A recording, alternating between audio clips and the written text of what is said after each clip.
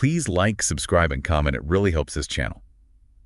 Okay, let's set the scene. November 21st, 1973. Watergate is already, huge. Yeah, dominating everything. And then, boom, the White House drops this bombshell. An 18-and-a-half-minute gap in a Nixon tape. Not just any tape, though. That's the kicker. Exactly.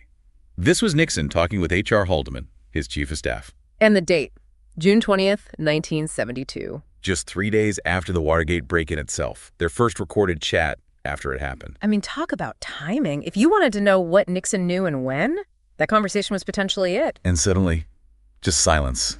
An 18-and-a-half-minute void. Yeah, that silence. It almost became louder than anything actually said. This audible black hole, right? Right. It just fed the fire. People could just imagine the worst, couldn't they? Whatever they suspected, they could project it right onto that gap. Precisely. Maybe more damaging than if we'd actually heard, something specific, but maybe ambiguous. The unknown was potent. So that's what we're diving into today, this erasure. What led to it, the absolute chaos when it was revealed, and why it's still such a mystery. Because even though Nixon resigned, we never got the full story on that gap. It's a key piece still missing. Right. And before we get to the gap itself, we should probably recap the tapes generally, their significance. Definitely. Because these tapes weren't supposed to be public knowledge at all. Secret Oval Office recordings. Nixon initially denied they even existed, then had to admit it, and suddenly they're central to the whole scandal. Thousands of hours. Investigators were convinced, absolutely convinced, they held the smoking gun. Proof Nixon was in on the cover-up. So you have this massive legal battle, right? Executive privilege versus the rule of law. Yeah, Nixon arguing he had the right to keep presidential conversations private. But the courts and the special prosecutor were saying, well, not if it involves potential criminal activity. It's just incredible irony, isn't it? He set up the system to, protect his legacy, have an accurate record. And it ended up bringing him down. Totally. He could never have guessed. Okay, so back to that tape. June 20th, 1972. Break-in on the 17th.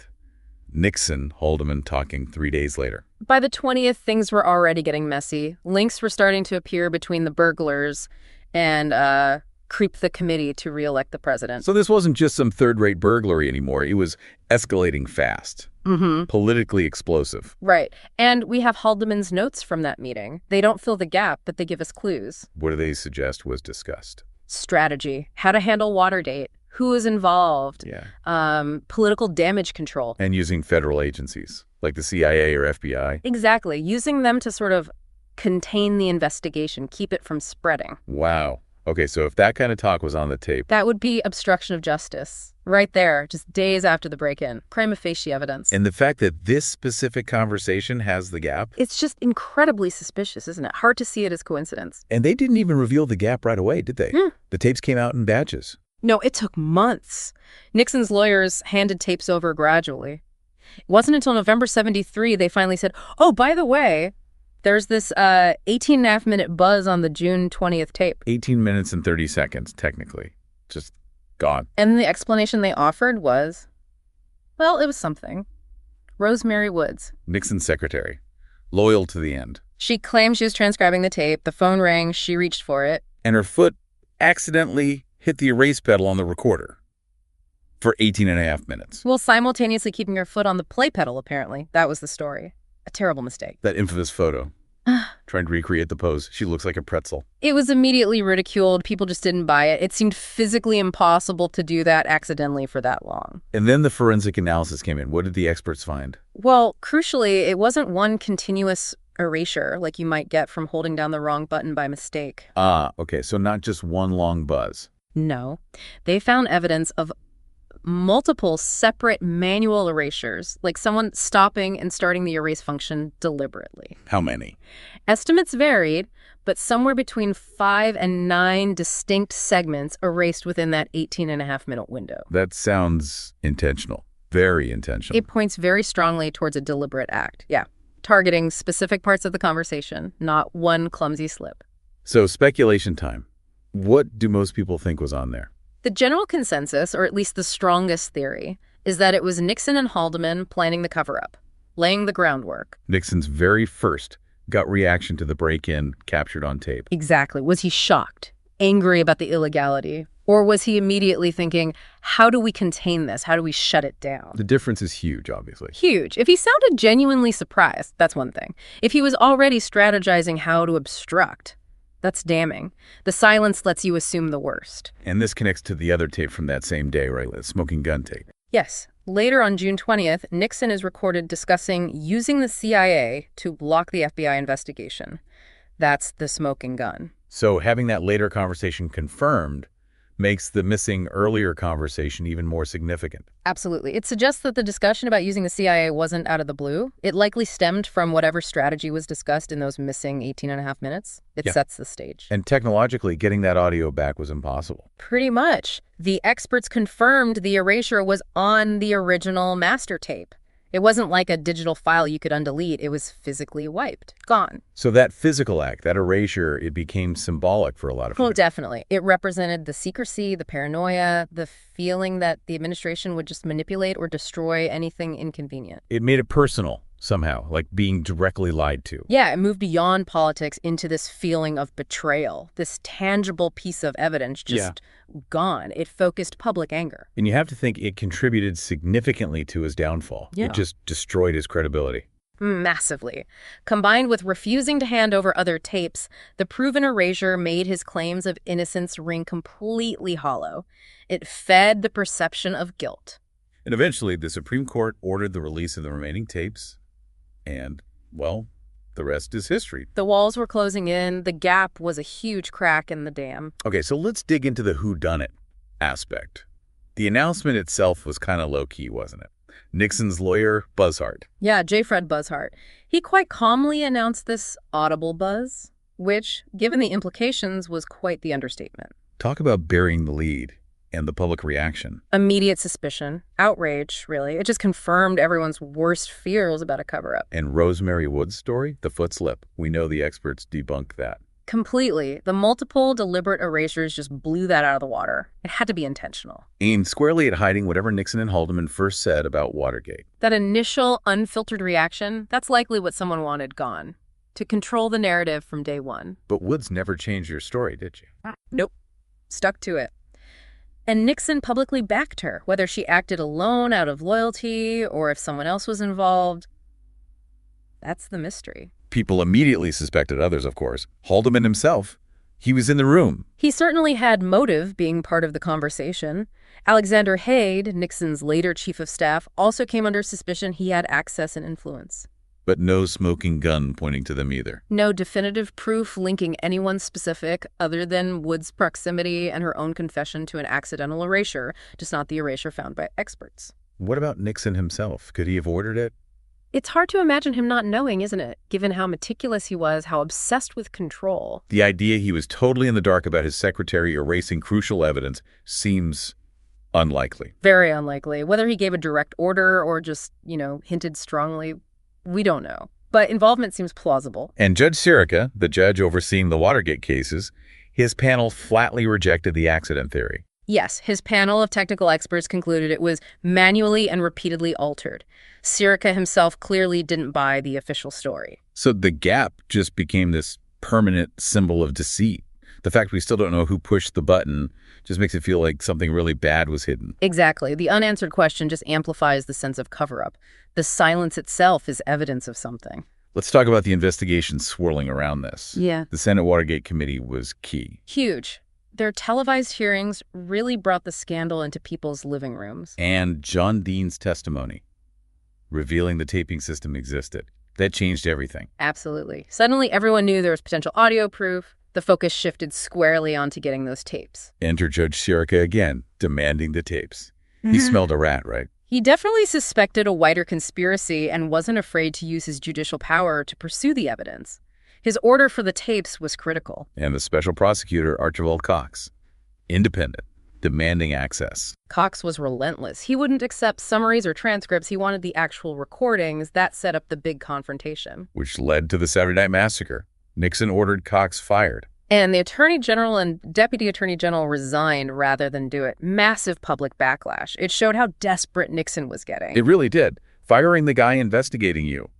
Not a good look. Not at all. It screamed cover-up, and all this chaos just made the technical analysis of the gap even more critical. Confirming the deliberate erasures amidst that political firestorm just added fuel. It proved tampering was real, happening right under the president's nose at the very least. And suspicion kept falling on that inner circle, Haldeman, Haig, motive, access. Plausible suspects, for sure, especially given what might have been discussed, the CIA, the FBI, but again, no direct evidence ever surfaced publicly. And Nixon claiming ignorance just didn't fit his personality. It strained credulity for anyone who knew how involved he was in everything. But nobody was ever actually charged for the erasure itself. No, not specifically for the act of erasing the tape. It became part of the broader obstruction of justice case against Nixon and others, powerful circumstantial evidence, but no separate charge for tampering. So the gap was folded into the overall picture of the administration trying to protect itself. Yes, it was Exhibit A in the pattern of concealment and obstruction that ultimately brought down the presidency. Okay, beyond the main players, the theories get wilder, don't they? The CIA keeps popping up. There's persistent suspicion there. Given Nixon did try to use the CIA to block the FBI and the agency's general involvement in murky business back then, it's not totally outlandish to wonder. What about the secret bombing campaigns? Cambodia, Laos? Yeah. Could that have been on the tape? That's another theory. Nixon was desperate to keep those secret. A recorded conversation discussing how to maintain that secrecy, especially just after Watergate broke, that would have been explosive. Then there are the really fringe theories, like a connection to the JFK assassination. Yeah, that one is much more speculative. It taps into the whole Cold War paranoia, Nixon's history in intelligence circles. But there's zero evidence linking the gap to that. It just shows how deep the distrust went, that people could even imagine that. Exactly. The vacuum of information allows for almost anything to be projected onto it. And we can't forget the plumbers, Nixon's own secret police almost. Right, the Special Investigations Unit, set up to stop leaks, ended up committing crimes like the Ellsberg break-in. They certainly had the capability and the mindset for something like erasing a tape. So many possibilities, so few answers. And the cumulative effect, a massive erosion of public trust. Absolutely. Watergate and the gap as a symbol of it created a deep cynicism about government that you could argue we still feel today. It definitely changed journalism, more aggressive, more investigative. And maybe fueled a bit more conspiracy thinking in popular culture, too. Seeing secrets everywhere. Yeah, you can see that line. But the core issue is that the gap became this symbol of truth deliberately hidden. Precisely. The theories might be unproven, but they all point back to that central fact. Something was important enough to erase, and that act itself fundamentally damaged faith in the office. Looking at the historical impact, it's undeniable the gap was a tipping point for Nixon. It wasn't the only reason he fell, but it made his position almost impossible. How could you claim innocence when there was clear evidence of tampering with crucial evidence? It symbolized the obstruction. And it led directly to legislation, didn't it? The Presidential Records Act. Yes, a direct response. The 1974 Act specifically dealt with Nixon's materials. Then the 1978 Presidential Records Act made it clear. Presidential records belong to the public, not the president, precisely to prevent this kind of manipulation or destruction. It's striking how relevant that feels today. We still hear controversies about deleted emails, missing call logs, classified documents. It's the same underlying theme, isn't it? Questions about transparency, about whether records are being concealed and why.